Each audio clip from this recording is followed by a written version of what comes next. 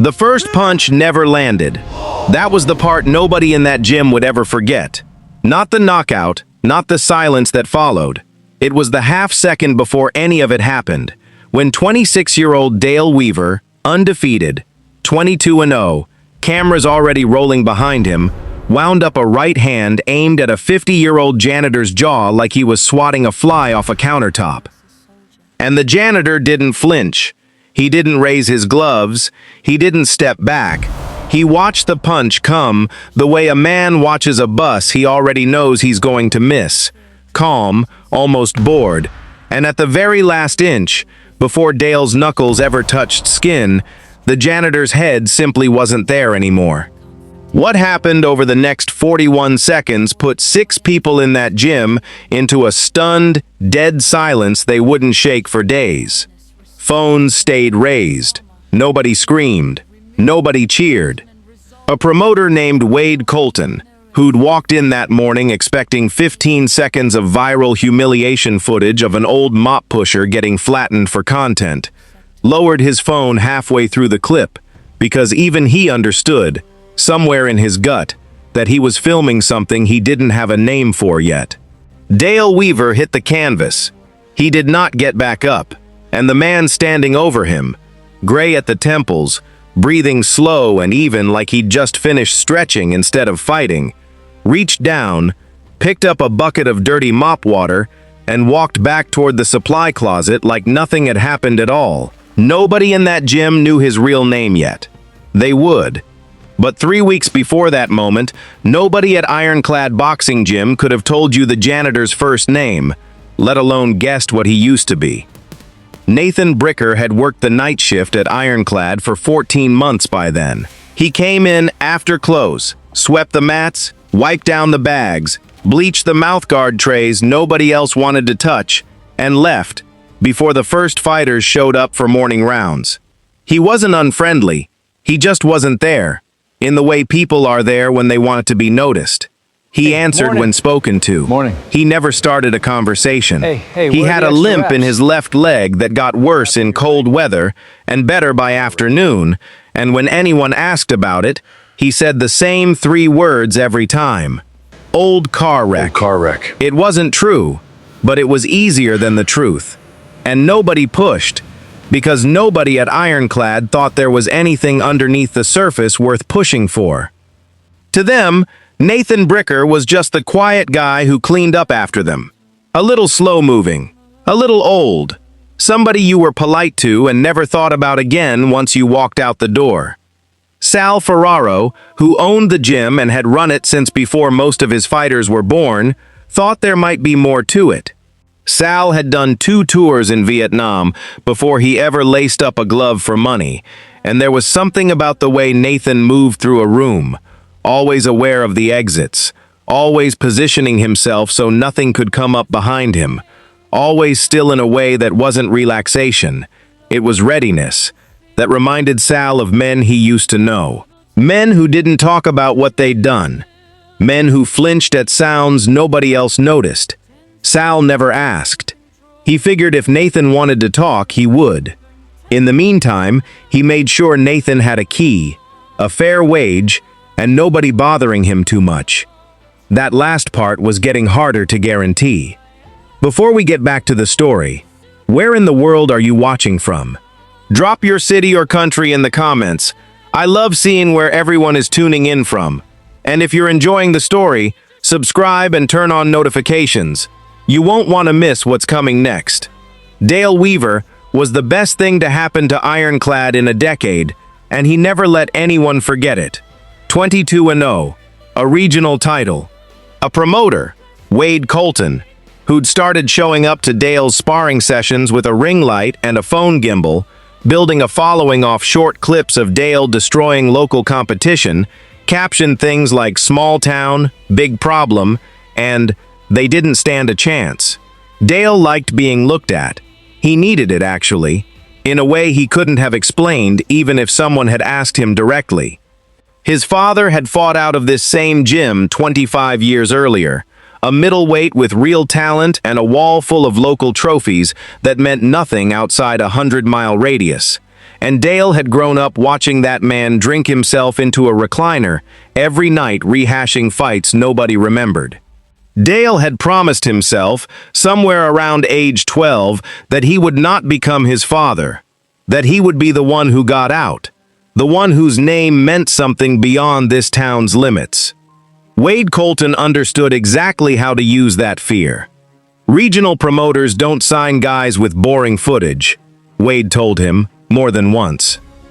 They sign guys with a story. Give me a story, Dale.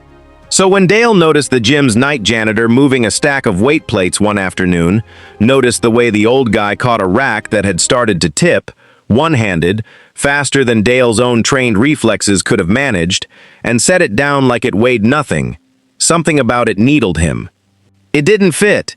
Guys who moved like that didn't push mops for a living, and whatever didn't fit Dale's picture of the world, Dale had a habit of trying to break until it did. "Hey, clean up!" Dale called out that day, loud enough for the 3 other fighters near the ring to hear.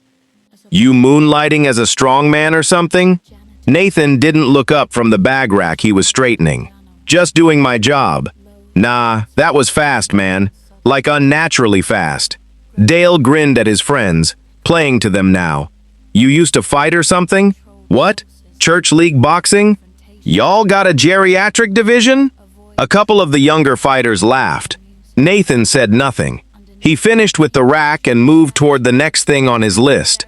And that, the not reacting, needled Dale worse than any comeback could have. Because Dale Weaver was used to people reacting to him, one way or another. It happened again 2 days later, smaller, easy to miss if you weren't looking for it. Casey Monroe was 16, the only girl who trained seriously at Ironclad. And good, genuinely good, with a jab that Sal said reminded him of fighters twice her experience. She swept the gym some afternoons for a discount on her membership, which was how she and Nathan had ended up talking. Slowly, over months, in the particular way 2 quiet people sometimes find each other in a loud room. Nathan had never told her anything real about himself, but he watched out for her the way he watched exits, automatically, without deciding to. That afternoon, Dale and 2 of his training partners were using the ring past their scheduled slot, and when Casey asked, politely, if she could get her session in before she had to leave for school pickup with her mom, Dale laughed and told her to come back when you're actually good enough to need the good gloves. One of his friends flicked her practice wraps out of her hands onto the dirty mat floor. Nathan was 20 feet away, restocking the water cooler. He didn't say a word. He walked over, picked up Casey's wraps, handed them back to her without comment, and looked at Dale for exactly 1 second too long. It wasn't a threat. It wasn't even really a reaction. It was just a look, flat, unbothered, the look of a man mildly annoyed at a chore he hadn't asked for, but something in it made Dale's stomach do something he didn't like and couldn't name. "You got something to say, old man?" "No," Nathan said, and went back to the water cooler. But Dale thought about that look for the rest of the day, and the more he thought about it, the angrier it made him. Because deep down, in a place he'd never admit to Wade Colton, or his friends, or even himself, some part of Dale Weaver already suspected that whatever was behind that look, he did not actually want to find out what it was. He was going to find out anyway. He just didn't know yet how much it was going to cost him. Sal Ferraro noticed things other people didn't, mostly because he'd learned the hard way what happens when you don't. He noticed that Nathan Bricker always parked his old truck facing outward, nose toward the exit, never backed into a spot like most people did without thinking. He noticed that Nathan sat with his back to the wall in the break room, every time, without seeming to choose it. He noticed that when a delivery truck backfired outside one afternoon, every fighter in the gym had jumped and laughed it off within a second, except Nathan, who had gone still for exactly as long as it took to confirm the sound wasn't a threat, and not 1 second longer. Sal had seen that stillness before, in men who came back from places they didn't talk about. He didn't ask. He just started keeping half an eye on Dale Weaver, because Sal had also learned, a long time ago, that young men who needed an audience for their cruelty eventually found someone who couldn't afford to fight back. And lately, Dale's attention kept drifting toward the janitor and the girl who swept floors for a training discount. That Thursday, Sal's instinct proved right. Casey Monroe was working the heavy bag alone near closing, headphones in, running the same combination Sal had drilled into her for weeks. Jab, jab, cross, slip, hook, when Dale and two of his training partners wandered over, ostensibly to use the ring behind her but clearly looking for something else to occupy the last 20 minutes before the gym closed. "You're dropping your hand on the hook," Dale said, not because he cared, but because it gave him an excuse to step into her space. Every time. Left side's wide open. "I know," Casey said, not stopping. "You know," Dale repeated, glancing at his friends, already performing for them. "She knows." "That's cute." One of his friends, a heavy-set amateur named Kurt, grabbed the bag and held it still mid-swing, hard enough that Casey's next punch jarred up through her wrist. She hissed and pulled back, shaking out her hand. "Whoa, fragile," Kurt said, laughing. "Let go of the bag," Casey said. "Or what?"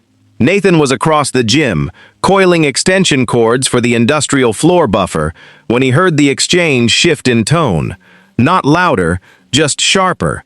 The particular register a room takes on right before something physical happens. He didn't run. He didn't call out a warning.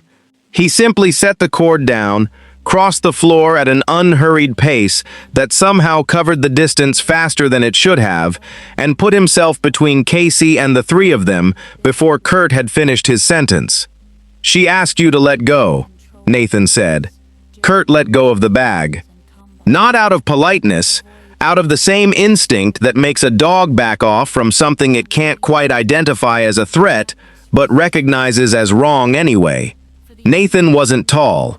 He wasn't especially broad, but something about the way he'd crossed the room, the total absence of hesitation in it, made all three young fighters take an involuntary half-step back. Dale recovered first, because recovering fast in front of an audience was the only skill he trusted completely. "Relax, cleanup. We're just messing with the kid. Session's over for today," Nathan said to Casey, without looking away from Dale. "Go home."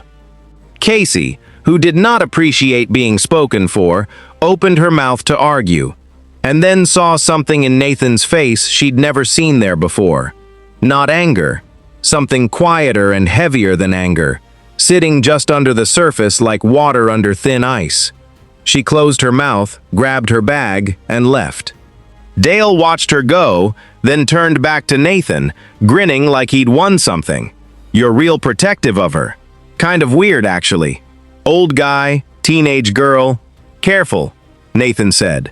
Just the one word. Quiet. Even. But something in the way he said it, flat, unhurried, absolutely certain, hit different than a threat would have. A threat gives you something to push against. This gave Dale nothing at all, and for the second time that week, he felt that same unwanted drop in his stomach, the sense of standing near an edge he couldn't see the bottom of. He laughed it off in front of his friends. He always laughed things off in front of his friends. But that night, driving home, Dale found himself replaying the single second before Nathan crossed the gym floor. The way the man had simply, instantly, made a decision and acted on it without any of the visible calculation normal people needed. Dale had trained his whole life to move like that. Explosively, without hesitation, the split-second reaction time coaches spent years trying to drill into fighters. Nathan Bricker had it without trying, without even seeming to notice he had it. Who is this guy?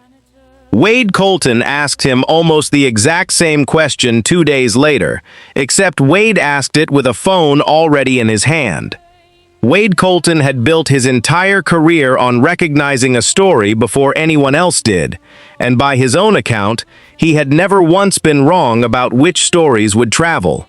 He'd first heard about the janitor from Kurt, who'd described the gym floor standoff with the kind of exaggeration young men use when they're trying to explain why they backed down from someone without admitting they backed down from someone. Guys got this look. Moves weird. Like military weird. Wade had filed it away, the way he filed away everything, until 3 days later he watched footage, grainy, shot from a phone propped against a gym bag, of Nathan Bricker catching a falling weight rack one-handed, without so much as glancing up from what he was doing. Wade watched it 4 times before he called Dale. "That guy," Wade said. "The janitor. Tell me everything you know about him." "Nothing to know. Quiet old dude. Limps. Says it's from a car wreck." "Nobody moves like that from a car wreck," Wade said. "I want you to get a real reaction out of him. On camera. Something clean. Something dramatic." Old man snaps. Gets aggressive. Maybe even throws a punch he shouldn't. "That's a story, Dale. Undefeated prospect exposes gym's secret tough guy. Or better, old man finally cracks. Either way, it's numbers." Dale hesitated, which surprised even him. "He's not... I don't know, man. There's something off about just messing with him for a video." "You scared of a janitor?" That was the whole trick with Wade, and it worked every time, because Dale's fear of becoming his father, a nobody who never left this town, whose one shot had come and gone, was so much louder than any of his other instincts that it drowned them out completely. "I'm not scared of anybody," Dale said. "Prove it Friday." Friday night, the gym had mostly cleared out by the time Nathan started his rounds, which was exactly the point. Dale was waiting in the parking lot when Nathan came out to move the trash bins, Wade already positioned near his car with his phone up, framing the shot like he'd done it 100 times, because he had. "Hey," Dale called out, stepping into Nathan's path. "We need to finish that conversation from the other day." "I don't think we do," Nathan said and kept walking. Dale grabbed his arm. It was a small thing, a shove more than a real grab, but it was enough. Enough contact, enough provocation. And for exactly 1 instant, Nathan's whole body did something it hadn't done since the desert. A full system readiness that arrived faster than thought. Muscle memory built over 20 years of training people to survive rooms where hesitation got them killed. His hand moved to redirect the grip, to control the joint, to put a much bigger, much younger, much more dangerous man face down on the pavement in under 2 seconds. He stopped himself half a motion in. He simply removed Dale's hand from his arm. Firm, careful, no force behind it at all beyond what was necessary, and stepped back. "Don't do that again," Nathan said. Dale, humiliated in front of Wade's camera by a non-reaction, did the only thing his pride would allow. He threw a real punch, a decent one, fast, the kind that had put down 4 opponents in the regional circuit. Nathan's head moved 2 inches to the left. The punch passed close enough to stir the air against his cheek and hit nothing at all. Dale threw a second one, faster, angrier. Nathan caught it. Open palm, absorbing the strike without redirecting it into a counter, without hurting Dale at all, simply stopping the punch dead the way a much larger object stops a much smaller one, and held it there for 1 full second before letting go. "I said don't," Nathan repeated. Then he picked up the trash bins, 1 in each hand, and carried them to the dumpster like nothing had happened, leaving Dale standing alone under the parking lot lights, breathing hard, humiliated in a way no knockout could have topped, because a knockout at least would have made sense to him. This made no sense to him at all. Wade lowered his phone slowly. "Dude," Wade said, quiet for once. "What is that guy?" Dale didn't answer. He was already thinking about how to make sure nobody who'd witnessed it, meaning Wade, meaning the footage sitting on Wade's phone right now, would ever talk about it outside this parking lot. He was going to fail at that too. Sal found the dog tag by accident, a few days after the parking lot, tucked in the bottom of a gym bag Nathan had left in the break room while running an errand. He hadn't gone looking. A rag had fallen out when he moved the bag to sweep underneath it, and the tag had come out tangled in the rag's fabric, small and dull and easy to miss if you weren't the kind of man who'd once worn one just like it. Sal turned it over once in his palm. Bricker, Nathan, a number, a blood type.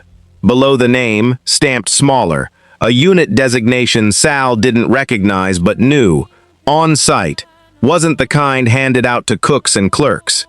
He put it back exactly where he'd found it and never mentioned it to anyone. But from that day on, Sal started watching Nathan with something closer to certainty than suspicion, and he started watching Dale Weaver with something closer to worry, because Sal had seen this shape before, decades ago, in men who carried something heavy enough that only one kind of provocation could ever make them set it down. He just didn't know yet what that provocation would be, or how soon it was coming. It came on a Tuesday. Casey had stayed late again, working extra rounds ahead of her first real amateur bout in 2 weeks, and Dale, still stinging from the parking lot, still hearing Wade's disappointment every time his phone buzzed with a "any update" text, decided the cleanest way to reclaim what he'd lost was to go through the one person Nathan actually seemed to care about. He waited until Casey was alone on the mats, working footwork drills, headphones in. "You're going to lose that bout," Dale said, loud enough to make her pull an earbud out. "You know that, right? You're not ready. You've never even taken a real shot." "Leave me alone, Dale. I'm doing you a favor. Somebody's got to be honest with you, because your janitor bodyguard sure isn't going to tell you the truth. He just lets you believe you're good, so you'll keep showing up and sweeping his floors for him." Casey's jaw tightened, but she said nothing, which frustrated Dale more than an argument would have. He grabbed her practice gear off the bench, her hand wraps, the mouthguard case Nathan had helped her pick out months earlier, a small item that had nothing to do with boxing at all, and everything to do with the only 2 people in this gym who'd ever treated her like she mattered, and threw the whole bundle into the industrial mop bucket sitting nearby, half full of gray water. "There," Dale said. "Now you match the janitor." Casey didn't cry. She was too angry to cry. She reached into the bucket to pull her things out. Her wrist, the one Kurt had jarred weeks earlier, and that had never fully healed right, twisting awkwardly against the bucket's rim as she did, and something in the joint gave with an audible, ugly sound that made her gasp and drop everything back into the water. Nathan heard the gasp from the supply closet 40 feet away. He was at her side in under 4 seconds, and the room went very, very quiet, because everyone present, Dale, Kurt, 2 other fighters finishing their evening rounds, Sal watching from the office doorway, understood, without anyone saying a word, that whatever line had existed between Nathan Bricker and violence had just moved. Nathan knelt, checked Casey's wrist, with hands that moved with a competence far beyond basic first aid. The same competence that had once meant the difference between a soldier walking off a battlefield and a soldier not walking off it at all. Confirmed it wasn't broken, only badly sprained, and told her, gently, to sit down and keep it elevated. Then he stood up and looked at Dale. "Take it back," Dale said, before Nathan could speak, because some animal part of him understood exactly what was coming and was already trying to talk his way backward out of it. "It was an accident. She just—" "Gloves," Nathan said. "Now." Wade, who had arrived 20 minutes earlier hoping for exactly this kind of footage and had never actually believed he'd get it, raised his phone with hands that were shaking slightly, though he couldn't have said whether it was excitement or the beginning of real fear. Dale, cornered now by his own crowd, his own footage, his own pride, had no way to refuse without losing everything he'd built his identity on for the last 5 years. He put the gloves on. The fight lasted 41 seconds. Later, when Wade's footage made its way around the gym, around the town, and eventually far beyond either one, people would count those seconds obsessively, as if the brevity of it explained something the footage itself couldn't. Dale opened aggressively, the way he opened every fight, testing distance, with a jab that Nathan slipped without appearing to move his feet at all. Dale's second combination, jab, cross, hook, a sequence that had ended 4 regional bouts early, found nothing but air, because Nathan wasn't where the combination assumed he'd be. He wasn't backing away.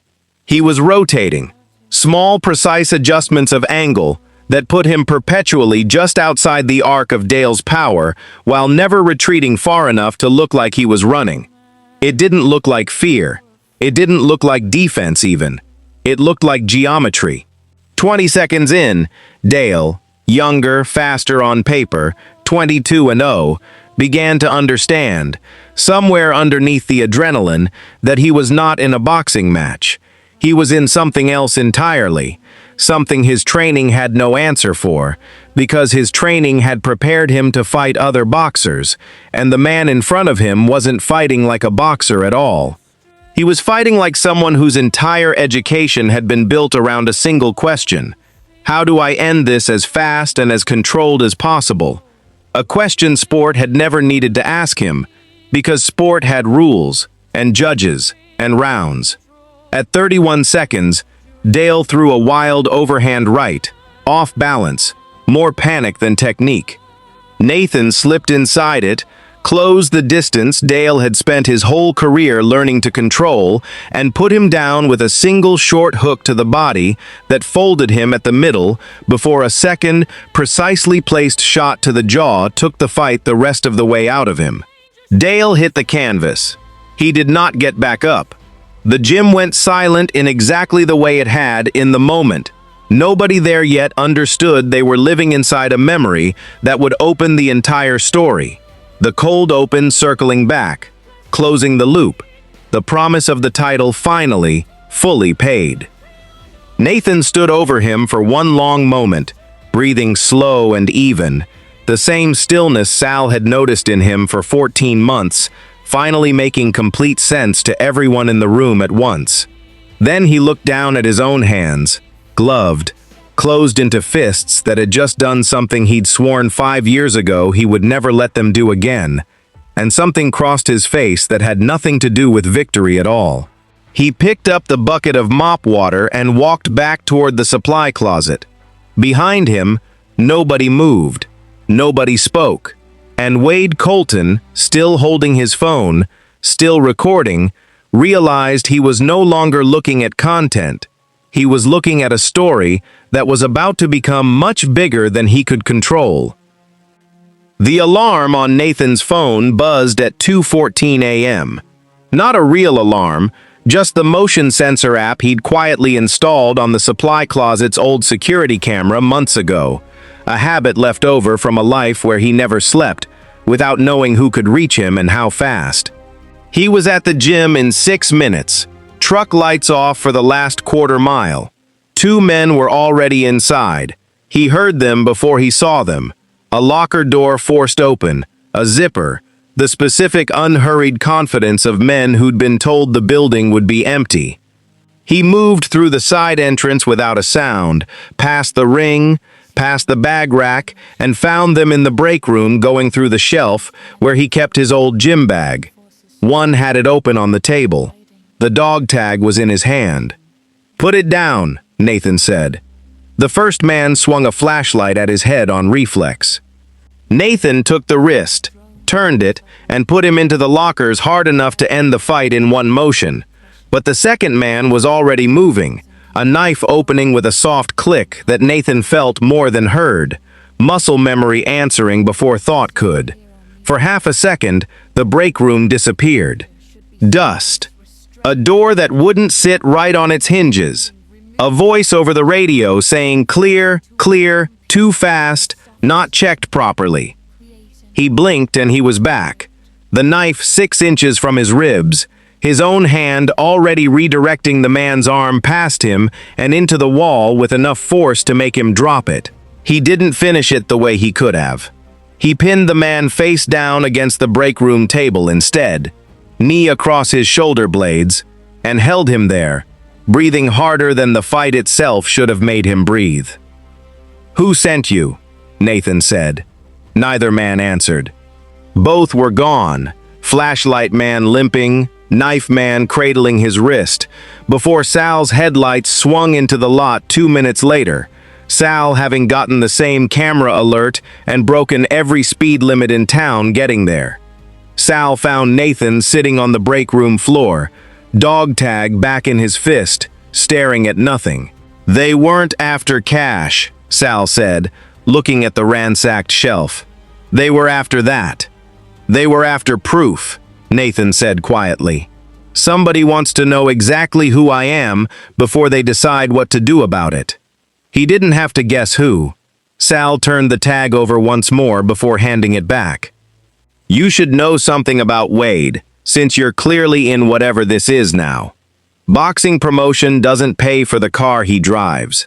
3 years ago, a middleweight out of the next county over tried to walk away from a contract Wade had him locked into. Kid disappeared from the circuit entirely. Nobody ever proved anything connected Wade to it. Nobody tried very hard either." Nathan looked at the dog tag in his hand for a long moment. "Then Wade already has whatever he needs from that tag. Serial numbers enough to pull my full record if you know who to pay for it. Which means this isn't finished." "No," Nathan agreed. "It's just getting started." 2 days later, one of Wade's contacts, a records clerk who owed him a favor from an old debt, sent back exactly what the serial number had promised. Sergeant Nathan Bricker, Green Beret, Advanced Combatives Instructor, 3-time Division Combatives Champion. Wade read it twice in his car outside the gym, and where another man might have felt caution, Wade felt only the particular thrill of a man who has just found out his story is worth more than he thought. Dale found Wade Colton the next afternoon behind the gym, loading a duffel bag into his car with the particular haste of a man about to leave town. "You send somebody after him last night?" Dale said. It wasn't really a question. "I don't know what you're talking about." 2 guys broke into the gym, went through his stuff. Dale stepped closer, close enough that Wade had to look up at him. "I've been your errand boy for a year, Wade.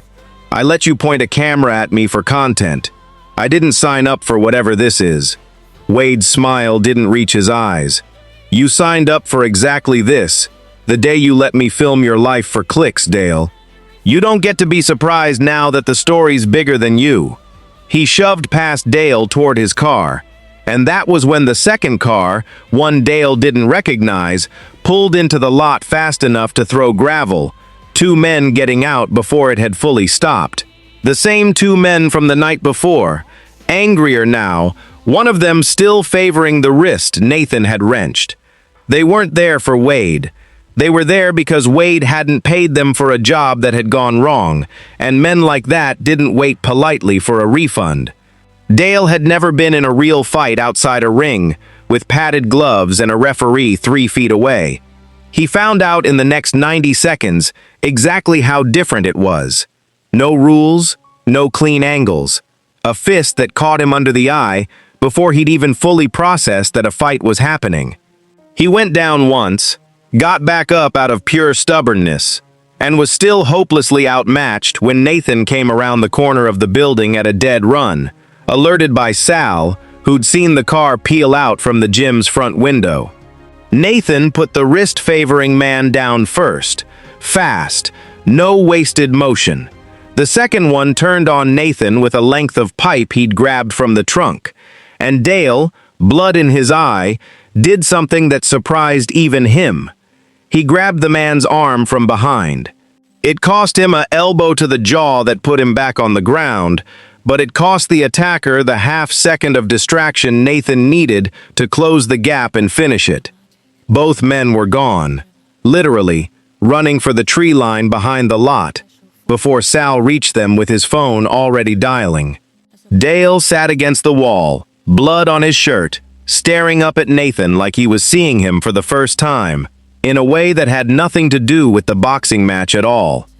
"Why'd you grab his arm?" Nathan asked, checking Dale's eye. "I don't know." Dale said honestly. Guess I didn't want to just stand there. Nathan didn't say anything else, but something in the way he helped Dale up, steady, unhurried, no lingering resentment in it at all, told Dale more than words could have. Wade Colton, watching the entire thing from behind the wheel of his car, didn't wait around to help anybody. He drove. Casey didn't answer her phone that evening, which wasn't like her, and by the time Sal called Nathan to say she'd never shown up for her 6 o'clock session, 40 minutes had already passed. 40 minutes that, in the version of this Nathan had lived through once before, in a different country, had been the exact margin between getting someone back and not. He didn't waste time on questions that wouldn't help. He went straight to her last known location, the corner 2 blocks from the gym where her mother usually picked her up, and found her backpack against the curb, one strap torn, no Casey. A single security camera above a closed shoe repair shop across the street had caught the rest. A dark sedan, 2 doors, a struggle lasting under 10 seconds, and a partial plate cut off by the edge of the frame. "Call the sheriff now," Nathan told Sal, already moving back toward the truck. "Tell them Casey Monroe, tell them a dark 2-door, tell them the plate starts with the partial I'm about to read you." Sal had his phone out before Nathan finished the sentence. Dale, who'd come running the second Sal called him to, looked at the freeze frame on Nathan's phone for less than a second before his stomach dropped. "That's Wade's car," Dale said. "Back bumper's got that dent from where he backed into the loading dock in March. I'd know it anywhere." Nathan called Ruth Ainge next, while Sal was still on with the dispatcher. She was already 20 minutes outside town. She'd been driving in since that morning, alerted days earlier by the viral footage and by a growing, specific dread that had only sharpened once she'd finally tracked down Nathan's current address, and learned, from a very worried Sal Ferraro on the phone, that things at Ironclad were no longer just about a boxing match. "Storage lot off Route 9, she said, after a fast, professional 12 seconds of cross-referencing Wade Colton's name against a property records app on her phone that most people didn't know existed. "He's had a unit out there for 2 years. If he's panicking, that's where he runs." Nathan was already moving before she finished the sentence. Dale caught him at the truck, one eye swollen half shut from an hour earlier, and got in without being invited. "You're not coming," Nathan said. "She's scared of you a little. Still, even after everything," Dale said. "She's not scared of me. Not anymore. And you might need a second set of hands you don't have to worry about protecting from getting hurt for once." Nathan looked at him for exactly 1 second, long enough to measure whether that was true, and pulled out of the lot without another word, which was answer enough. The storage facility off Route 9 was mostly dark, one unit lit from inside. Wade's car parked crooked in front of it like he hadn't planned on stopping long. Casey was zip-tied to a support beam near the back, more furious than frightened even now, working steadily at the plastic with the same stubbornness Sal had always liked about her. Wade wasn't alone. The 2 men from the gym break-in were back, paid this time, finally, and angrier for the delay, along with a third man Nathan recognized instantly by the cauliflower ears and the too-balanced stance. Grant Mercer, 38, a former professional heavyweight who'd fought his way out of the regional circuit a decade earlier and now made his living being exactly the kind of problem Wade needed solved. This wasn't hired muscle bluffing its way through a threat. This was someone who actually knew how to fight. Nathan went in through the side door. Dale took the front, drawing 2 of them off before Nathan had even reached Casey, which was either very brave or very stupid, and turned out, in the next 90 seconds, to be both. Dale lasted longer than anyone would have guessed a week earlier. He'd learned something in the parking lot fight after all, kept his hands up, used the narrow space between shelving units to control who could reach him and when, but he was still a boxer in a knife fight's width of space, and Mercer eventually got a hand on his collar and put him through a stack of empty crates hard enough to end his part in it. That left Nathan and Mercer, And this was where the old injury finally mattered. His left knee, the one that ached in cold weather, the one he'd told everyone for 14 months belonged to a car wreck that never happened, buckled hard when he planted to slip a punch, a mistake his body hadn't made in 5 years of careful, controlled sparring, but made now, in a fight with no rules and no referee, and no room for anything less than everything. He went down to one knee, the compound door, the wrong intel, a voice on the radio he never got to answer back. The memory hit harder this time, longer, because his body was already compromised and had nothing left to hold the door shut with. And for one full second, on his knee, in a dark storage unit 2,000 miles and 5 years from that compound, Nathan Bricker was not sure he could get back up at all. Casey's voice cut through it. "Nathan, not Sergeant, not Sir, just his name," said the way someone says a name when they need the person attached to it, not the myth. He got up. It wasn't clean. It wasn't the effortless economy of the boxing gym knockout that had started all of this. It was ugly, desperate, a scramble more than a technique, but it worked. Because 20 years of training doesn't disappear just because one knee does. And because Casey had already worked one hand free of the zip tie and thrown a loose bolt from the shelving that caught Mercer across the temple at exactly the half second Nathan needed. Mercer went down. He didn't get up either. Flashing lights swept across the storage lot 90 seconds later. 2 county cruisers, dispatched off Sal's 911 call the moment Dale had confirmed the car, catching the 2 fleeing men from the gym break-in before they made it past the fence line. Ruth Ainge arrived right behind them, in the middle of the last of it, badge already out. "Special Agent, Army CID, she said to the responding deputies, falling in beside them without breaking stride. "The girl's the priority. I'll walk you through the rest." Wade Colton was found 2 counties over 4 days later, arrested without incident, already talking to investigators about reduced charges before his lawyer had finished reading him his rights. Casey's wrist, already weak from weeks earlier, needed a brace this time instead of just rest, and she wore it like a badge rather than a wound, telling anyone who asked at school exactly how she'd gotten it, which was mostly true and always left out the parts that would have gotten adults involved in ways she didn't want. Dale's eye took 2 weeks to stop looking like he'd lost a fight, which, technically, in the storage unit, he had. He didn't talk about it much. He didn't need to. The gym had already seen everything it needed to see the night Sal quietly moved his locker 2 rows over, next to Nathan's, without either of them asking him to. Nathan's knee never got better. He stopped pretending it would, and stopped calling it a car wreck. Ruth Ainge stayed 3 more days, long enough to walk him through exactly what she'd fought 3 years to have corrected on his record.